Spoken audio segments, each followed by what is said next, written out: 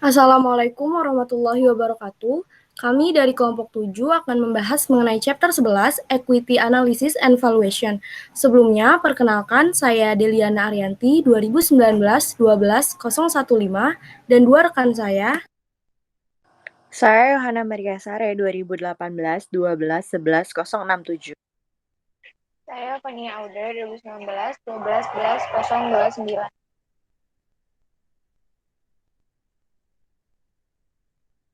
Yang pertama ada earnings persistence. Kegigihan pendapatan adalah kunci ekuitas yang efektif analisis dan penilaian. Untuk menganalisis persistensi laba merupakan tujuan analisis yang utama. Atributnya meliputi stabilitas, prediktabilitas, variabilitas, tren, manajemen penghasilan, dan metode akuntansi. Recasting and adjusting, dua metode umum untuk membantu menilai penghasilan kegigihan untuk menyusun kembali laporan laba rugi dan menyesuaikan laporan laba rugi. Merombak dan menyesuaikan pendapatan membantu dalam menentukan kekuatan penghasilan.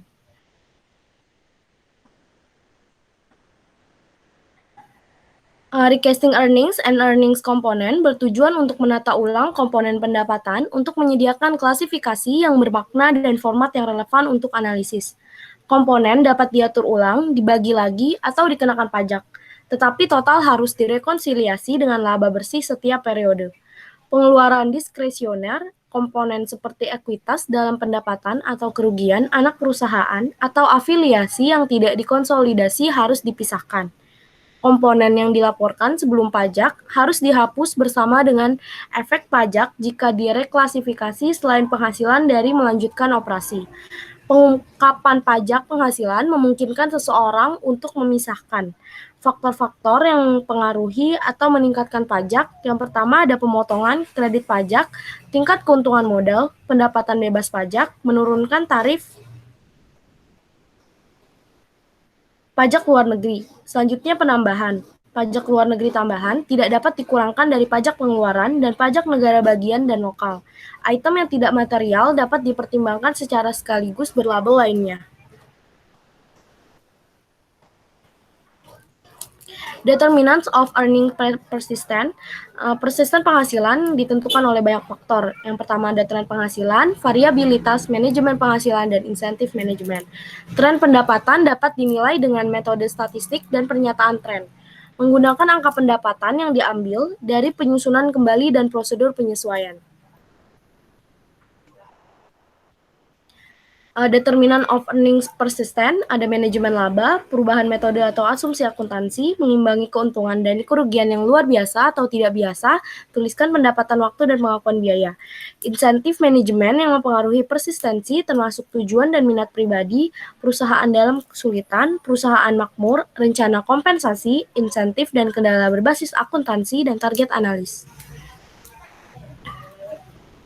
Item persisten dan transitori dalam penghasilan untuk menyusun kembali dan menyesuaikan pendapatan untuk penilaian ekuitas mengandalkan penghasilan yang stabil dan terus-menerus secara acak. Komponen sementara. Menilai persistensi penting untuk menentukan penghasilan kekuasaan. Perkiraan pendapatan juga bergantung pada ketekunan. Bagian penting adalah menilai ketekunan dari perolehan dan komponen kerugian pendapatan. Selanjutnya akan dijelaskan oleh Yohana Maria. Selanjutnya kita akan membahas mengenai analisis dan menafsirkan item transitori. Di sini tujuan dari menganalisis dan menafsirkan luar biasa item itu tentukan apakah suatu item bersifat sementara, kemudian menilai apakah suatu item tidak biasa, tidak beroperasi atau tidak berulang. Di sini tentukan penyesuaian yang perlu diberikan penilaian ketekunan. Lalu menentukan ketekunan atau sifat sementara item, keuntungan dan kerugian operasional yang tidak berulang. Kemudian biasanya dimasukkan dalam pendapatan operasional saat ini, keuntungan dan kerugian non-operasional yang tidak berulang. Dihilangkan dari pendapatan operasional selama 1 tahun dan bagian dari kinerja jangka panjang perusahaan. Lalu selanjutnya ada rumus dari relation between stock prices and accounting data. Di sini ada equity value untuk VT-nya, lalu ada book value untuk BVT-nya, lalu residual income RLT-nya, sama dengan NLT dikurangi dengan K dikali dengan BVT-nya dikurangi dengan L. Lalu di sini juga ada cost of equity capital untuk K-nya. Lalu selanjutnya ada fundamental valuation multiples. Di sini yang pertama itu ada price to book ratio, di mana rumusnya ini market value of equity dibagi dengan book value of equity. Lalu yang kedua ada price to earnings ratio. Rumusnya itu market value of equity dibagi dengan net income. Lalu selanjutnya, rasio PE dapat ditulis sebagai fungsi jangka pendek dan pertumbuhan jangka panjang dari laba per sahamnya sebagai berikut. Di mana di sini K-nya adalah biaya modal ekuitas, STG atau LTG adalah yang diharapkan persenan perubahan jangka panjang dalam EPS relatif terhadap pertumbuhan normal yang diharapkan. Di sini sebagai catatannya, rasio PE berbanding terbalik dengan K, lalu rasio PE berhubungan positif dengan pertumbuhan yang diharapkan di EPS relatif terhadap pertumbuhan normal. Lalu di sini ada rasio PEG, jika LTG-nya 0, pertumbuhan jangka panjang di EPS relatif terhadap normal, pertumbuhan diharapkan tetap konstan. Lalu selanjutnya ada earning power. Di sini kekuatan pendapatan adalah tingkat pendapatan yang diharapkan untuk bertahan ke masa yang akan mendatang. Model penilaian berbasis akuntansi memanfaatkan kekuatan penghasilan. Banyak analisis keuangan yang diarahkan untuk menentukan kekuatan penghasilan. Lalu selanjutnya ada pengukuran daya produktif. Ini mencerminkan penghasilan dan semua komponennya, lalu stabilitas dan ketekunan pendapatan dan komponennya, dan juga tren berkelanjutan dalam pendapatan dan komponen. Lalu faktor dalam memilih jangka waktu untuk mengukur penghasilan kekuasaan di sini 1 tahun seringkali terlalu singkat untuk mengukur kekuatan penghasilan secara andal. Banyak aktivis investasi dan pendanaan yang berjangka panjang, lalu lebih baik mengukur kekuatan penghasilan dengan menggunakan rata-rata atau kumulatif penghasilan selama beberapa tahun. Sini juga periode yang diperpanjang kurang mengalami distorsi, penyimpangan, dan efek sementara lainnya. Horizon waktu yang diinginkan dalam mengukur penghasilan daya biasanya 4 hingga 7 tahun. Selanjutnya menyesuaikan pendapatan per saham. Di sini daya penghasilan diukur menggunakan semua komponen penghasilan. Masalahnya adalah tahun berapa kita menetapkan item ini saat menghitung mendapat kekuatan. Lalu selanjutnya ada earning forecasting. Di sini dilakukan dengan menganalisis komponen pendapatan dan mempertimbangkan semuanya informasi yang tersedia, baik kuantitatif maupun kualitatif. Peramalan dan manfaat dari disagregasi. Lalu disagregasi ini melibatkan penggunaan data menurut lini produk atau segmen. Sangat berguna ketika segmen berada berdasarkan risiko, profitabilitas, atau pertumbuhan. Di sini perbedaan antara peramalan dan ekstrapolasi. Selanjutnya akan dijelaskan oleh rekan saya, Fania. Lalu elemen yang mempengaruhi perkiraan pendapatan diantaranya yaitu ada bukti saat ini dan masa lalu, kewajaran ramalan, kontinuitas dan momentum kinerja perusahaan, prospek industri, kondisi keuangan perusahaan, dan manajemen yang terdiri dari kualitas manajemen, yaitu banyak akal, lalu ada manajemen aset, yaitu dalam keterampilan pengoperasian. Lalu ada faktor ekonomi dan daya saing, dan yang terakhir ada indikator utama seperti belanja modal, simpanan pesanan, dan tren permintaan. Selanjutnya yang akan kita bahas yaitu laporan interim untuk memantau dan merevisi estimasi pendapatan. Keterbatasan dalam pelaporan sementara terkait dengan kesulitan dalam menetapkan komponen pendapatan ke periode di bawah 1 tahun lainnya. Yaitu penyesuaian akuntansi akhir periode, lalu ada musiman dalam kegiatan bisnis, metode pelaporan integral, persyaratan pelaporan sementara, lalu yang terakhir ada analisis implikasi dari laporan interim.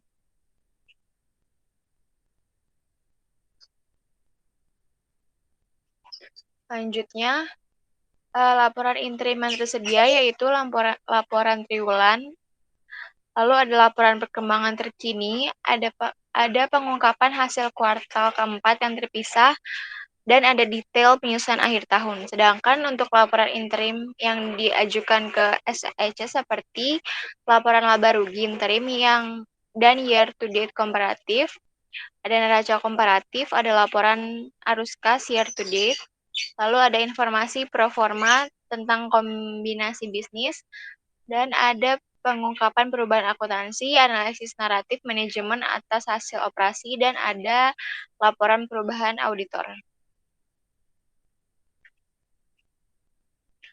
Selanjutnya ada soal problem 10.7, compute the following method for year 10. Assume 50% of deferred income tax will reverse in the foreseeable future. The remainder should be considered equity. Yang pertama ada total debt to equity, yang kedua ada total debt to total asset, yang ketiga adalah long term liabilities to equity, yang keempat ada total equity to total liabilities, yang kelima ada fixed asset to equity, yang keenam ada short term liabilities to total debt, yang ketujuh ada earnings to fixed charge, yang kedelapan ada cash flow to fixed charge, dan yang terakhir ada working capital to total debt.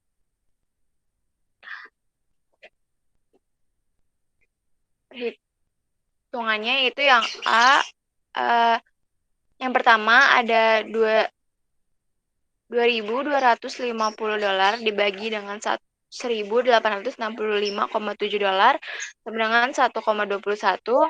Yang kedua ada $2.250 dibagi dengan $4.115,6 sama dengan 0,55. Yang ketiga ada $805,8 ditambah $117,6 ditambah dengan $28,5 lalu dibagi dengan $1.865,7 sama dengan 0,51. Yang keempat ada $1.865,7 dibagi dengan $2.250 sama dengan 0,83. Yang kelima ada $1.707,7 dikali dengan 37 lalu dibagi dengan $1.865,7 sama dengan 0,92. Yang keenam ada $1.298,1 dibagi dengan $2.250 sama dengan 0,58.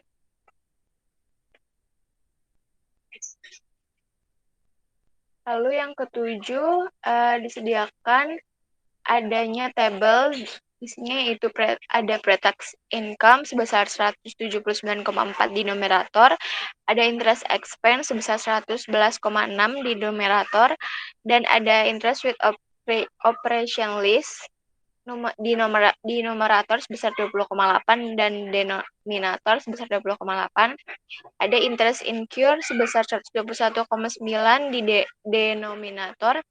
Lalu ada undistributed equity in earnings in non-consolidated subs sebesar 5,6 di numerator dan 0 di denominator. Yang memiliki hasil numerator 306,2 dan denominatornya 142,7. Memiliki rasionya sebesar 2,14 didapat dari $306,2 dibagi dengan $142,7.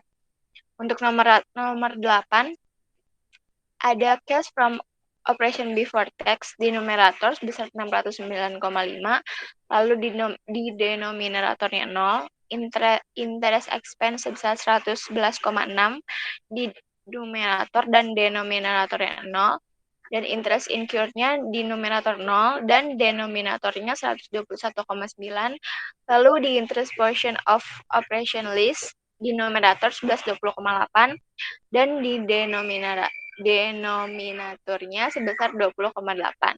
Memiliki total numerator sebesar 751,9 dan total denominatornya 142,7.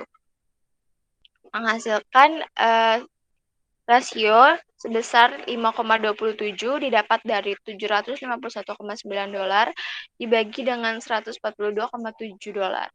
Nomor 9, $367,4 dibagi dengan $2.250 sama dengan 0,16. Sekian dari kelompok kami, untuk kurang lebihnya mohon maaf. Wassalamualaikum warahmatullahi wabarakatuh.